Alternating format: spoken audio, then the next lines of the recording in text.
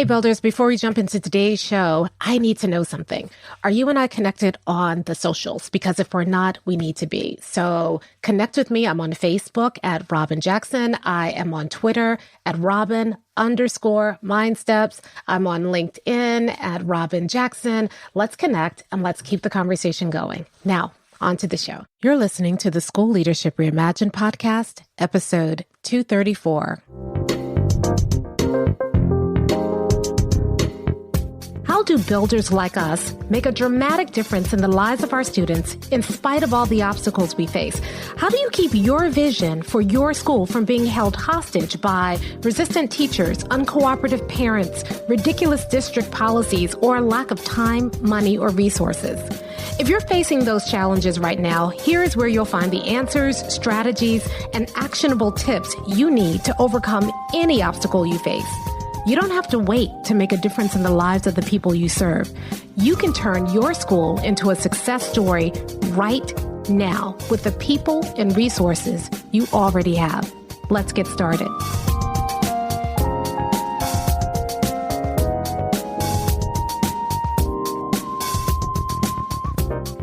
Hey builders, welcome to another episode of the School Leadership Reimagined podcast. I'm your host, Robyn Jackson.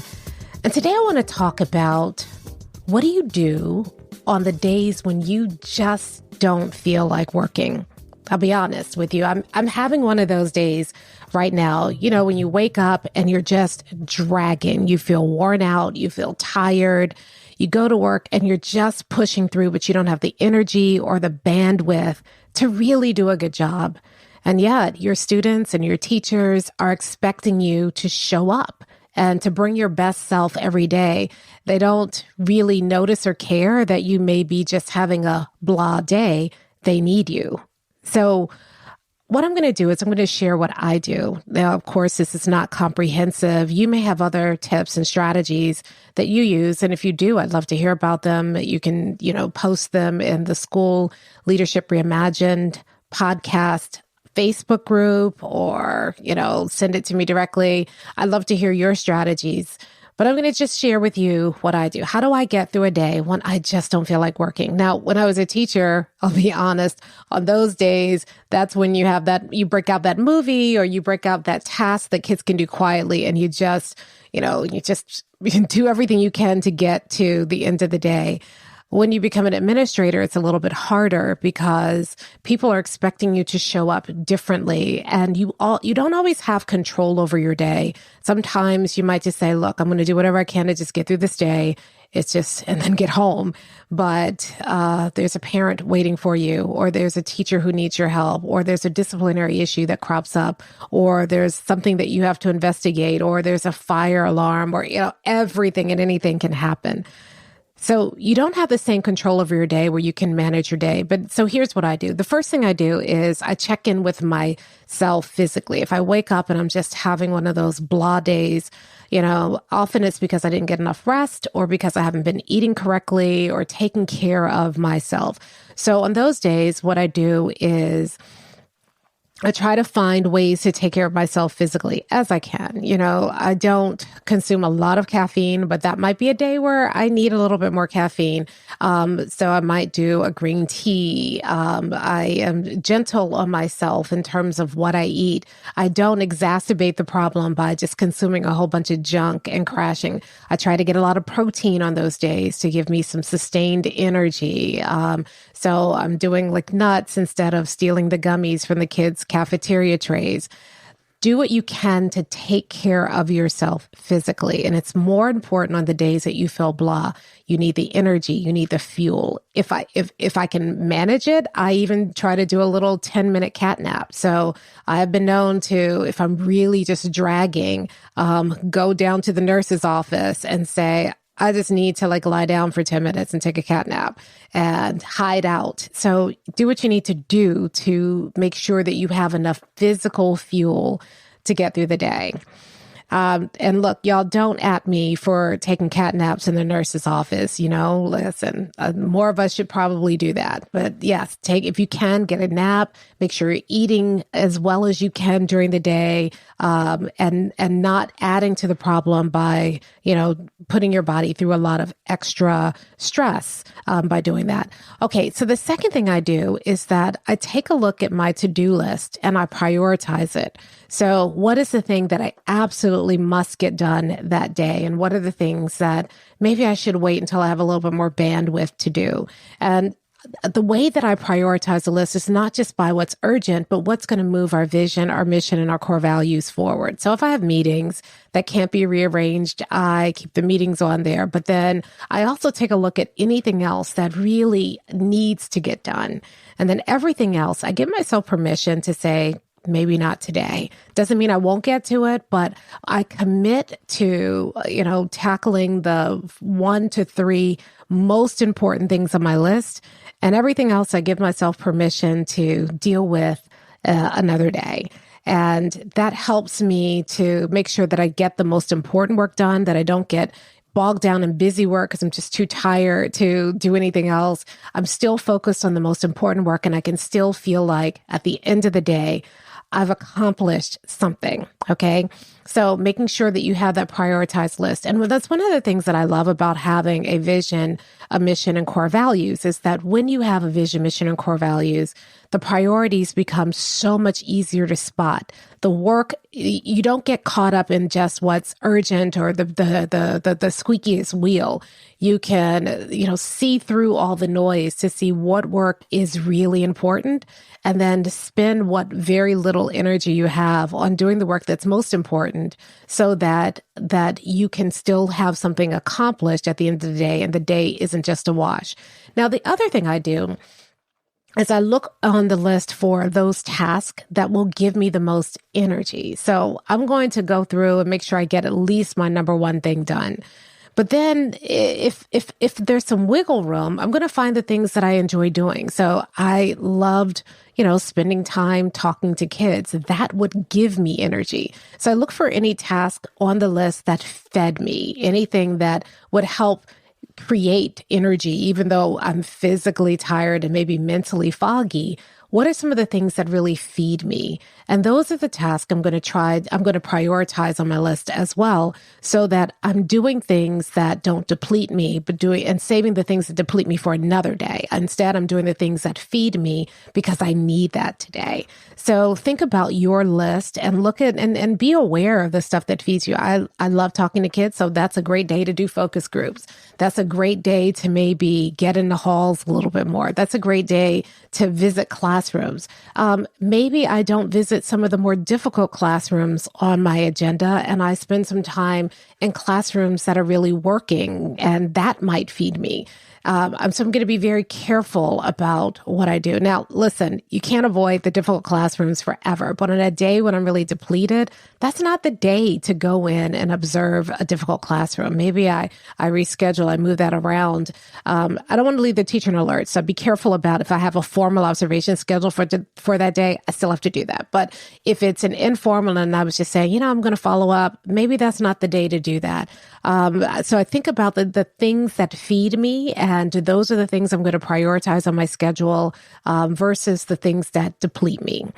And then the other thing that I do is that I give myself grace. I'm a mastery-driven person, so I want to make sure that I'm getting as much work as I can done during the day, and I got to get stuff done, and I feel horrible if I don't get stuff done because it just piles up. And instead, I give myself grace and say, there are days when I am on it, and then there are days when I'm not.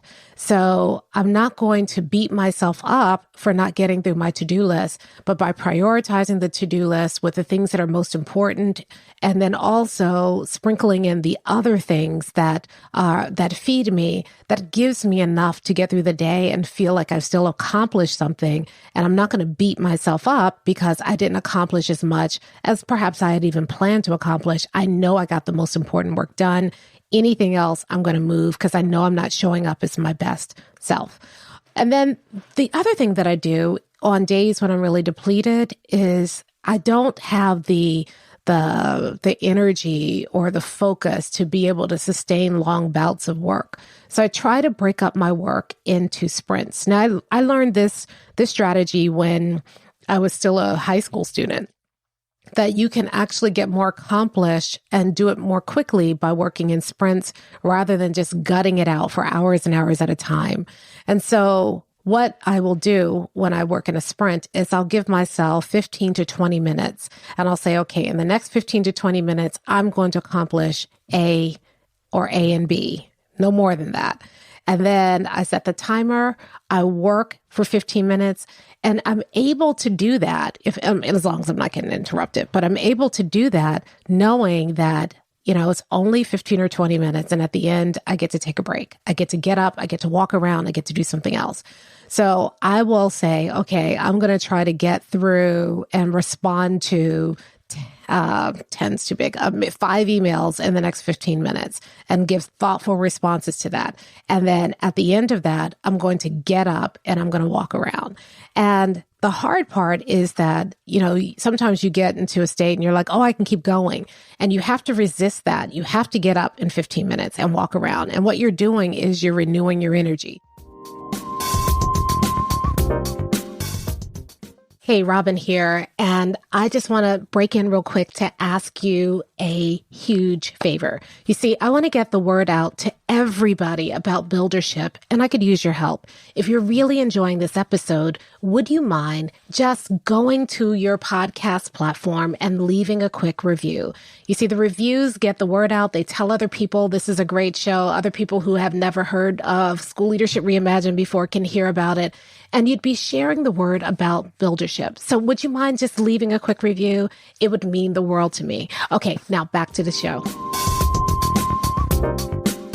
So I do something for 15 or 20 minutes. When the timer dings, I get up, I go get drink a glass of water, or I walk around my office, or I step out for a second and then step back in. You're doing something to change state. So then what happens is it's almost like hitting the reset button or the refresh button. And then I go and then I sit down and do another 15-minute sprint. And so that's how I'm able to kind of gut it out and get through the work. If I had to sit down and do something for an hour or two on a day like today, when I just don't have the mental bandwidth, I would not be able to do it. So those sprints really kind of help me be productive and get some work done, and then getting up and changing my state. Sometimes I will even bribe myself. Okay. So all right, yeah, I'm a 2-year-old, but I will bribe myself to do that 15 or 20 minute work. So I will say, okay, if I can get through the next 15 or 20 minutes, then I'm going to go make myself a cup of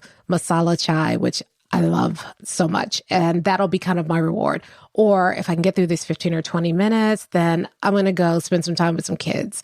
And so I have something to look forward to at the end of my sprint that allows me to work through it, and knowing that on the other side of that, there's something else waiting for me. So even especially if it's work that I really don't enjoy doing, but I just got to gut it out and do, knowing that there's a reward at the end, that works for me. Like I said, I am a 2-year-old, but so what? I understand that, and I take very good care of my 2-year-old self, and that means my 2-year-old self is well behaved on days when I'm really struggling.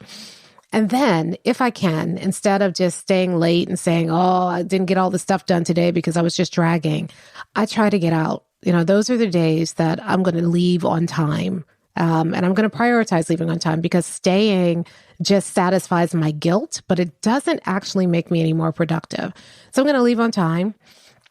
I'm going to go home. I'm going to eat something healthy for dinner, and I'm going to get in bed, and I'm going to try to get in bed early so that I can replenish and renew, so that my bad day doesn't become a bad week or a bad month, and take care of myself. Now, listen, when I say take care of myself, I'm not, you know how I feel about, all the messaging that they give educators, your job is untenable, but take a bubble bath and it'll make it all better. I don't believe that.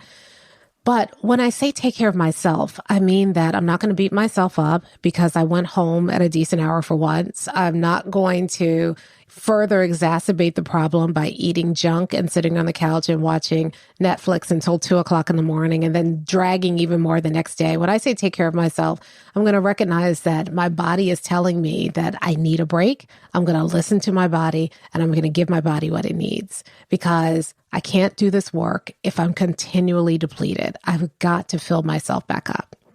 So that's what I do. And I just wanted to talk to you today because all of us have those kinds of days. All of us have those days when we're just exhausted and depleted, and mentally, we just don't have the bandwidth. And the message out there is gut it out, push through, your kids need you, sacrifice yourself. And that messaging is unhealthy. We're all going to have those days. And when we do have those days, it's good to have a plan. It's good to be gentle with yourself. It's good to give yourself a break and understand that it doesn't make you a lazy person or a bad person, and you're not cheating the kids. You can only give what you can give. And so on those days when you're depleted, rather than trying to gut it out and treat that day as if it's any other normal day, just be gentle with yourself. Prioritize, do the things that are the most critical things to your vision, mission, and core values, even if they're not the most urgent things. Sprinkle in as much of the energy feeding things as you can in the day.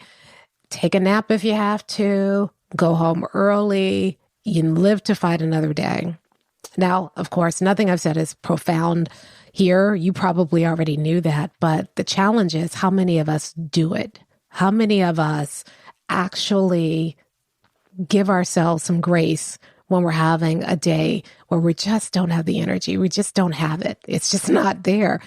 Instead, we beat ourselves up. We feel guilty about it. We feel like we should, I'm asking my teachers to show up every day, then I should show up every day. And we play those games with ourselves to make ourselves feel really guilty for being human. So although these techniques are not earth-shattering and, like you probably knew this already, it's good to be reminded. It's good to be reminded that we are human, that we do have those days, that you're not a bad person for having those days, and that we need to do what we know to do, that we know this intuitively. So we need to do it, and we need to give ourselves permission to do it, because nothing is a straight line. You're not going to have the same energy every day. You're not going to have the same motivation every day. And when you try to act like you have the same thing every day, you end up gutting it out and often doing more damage to yourself and to the work. We have days when we are on it, we're in the zone. And on those days, when I'm in the zone, I take advantage of it. I don't say, oh, well, it's time to leave and I need to leave now. If I'm in the zone, I'm going to work. I'm going to work through. I'm going to keep going because I'm in the zone and I want to ride that wave. And doing that also allows me to give myself grace on the days when I'm not in the zone. And on those days, when I'm not in the zone, I go home on time. If I can get out early, I do it. I take a nap. I take care of myself because I know that I have given extra on the days that I'm in the zone so that I can draw on that on the days when I'm not. So even though you know this already, I just wanted to get on today to remind you that it's okay to have a tough day.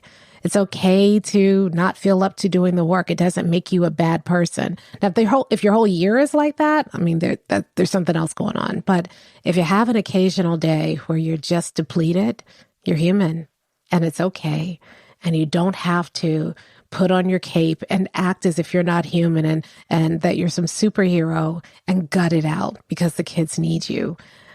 The kids do need you, but they need all of you. And you do more damage. You deplete yourself so there's nothing left to give to the kids when you don't take some time when you need it to take care of yourself. So that's my challenge to you this week. Show yourself a little grace. If you have a day where you just don't have it, you just don't have it.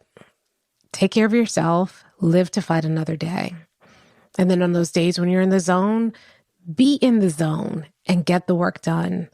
And it all balances out, especially if you are approaching your work every day like a builder. I'll talk to you next time.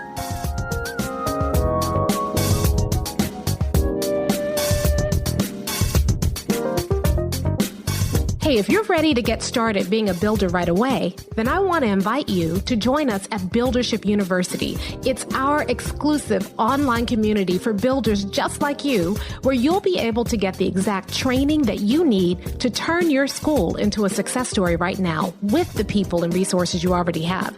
Inside, you'll find our best online courses, live trainings with me, tons of resources, templates, and exemplars, and monthly live office hours with me, where you can ask me anything and get my help on whatever challenge you're facing right now. If you're tired of hitting obstacle after obstacle and you're sick of tiny little incremental gains each year, if you're ready to make a dramatic difference in your school right now, then you need to join Buildership University. Just go to buildershipuniversity.com and get started writing your school success story today. Hey, real quick before you go, if you enjoyed today's episode and you know someone who would really benefit from what you heard here today, maybe they're struggling with the thing that we talked about in today's episode, would you take a moment and share this episode with them? You see, not only will it help us get the word about buildership out to more people, but you're going to look like a rock star because you're going to give people something they can really use to help them get unstuck and be better at building their schools. Plus, it would mean the world to me. Thanks so much, and I'll see you next time.